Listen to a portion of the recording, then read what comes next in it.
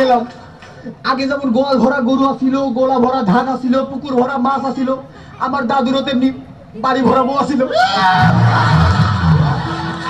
দাদু আমারে কইলো নতুন বউয়ের কি দরকার, আছেই তো। দাদুর কাছ থেকে আশীর্বাদ দিয়ে বিয়ে করতে গেলাম। বিয়ে বাড়িতে ঢুকবো এমন সময় শালিকারা দৌড়াতে দৌড়াতে চলে আসলো। ভিতরে ঢুকলাম, শালিকারা গ্লাসে গ্লাসে শরবত নিয়ে আসলো।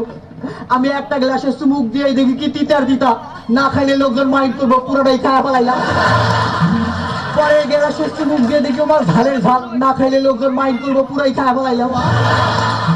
আর পরে গ্লাসে চুমুক দিয়ে দেখি ওমা মিষ্টি, এত খাইলে লোকজন মাইন্ড করবো, পুরা গ্লাসই রাইখে দিলাম। এরপর যে বিয়ের পিড়িতে বসতেই কাজী সাহেব আমারে কইলো বাবা বলো কবুল, আমি ভুলে কয়া ফেলাইছি আবুল। কাজী সাহেব তো আমার উপর খুব খেপা। আমি কইলাম প্রথমবার তো, পরের বার ঠিক হয়ে যাইব। বিয়ের পরেই তো বউ কান্নাকাটি শুরু করলো, আমিও বউয়ের সাথে সাথে কান্নাকাটি শুরু করলাম। বউ একা আর কত কাঁদবো, আমি একটু আগায় দিলাম।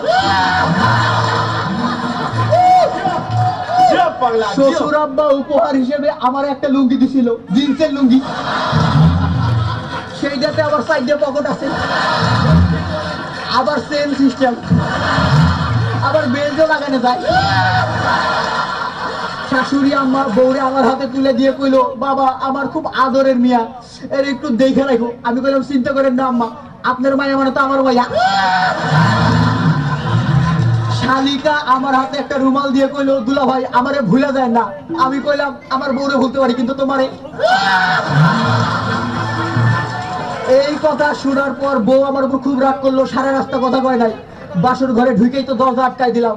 বউ এসে আমার পায়ে হাত দিয়ে সালাম করলো। আমি ভাবলাম আমারও একটা দায়িত্ব আছে, আমিও পায়ে হাত দিয়ে সালাম করলাম। বউ কইলো তোমার বাড়িতে আমি আইসা খুব খুশি, দেখো সালের ফাঁক দিয়ে চাঁদের আলো আসতেছে।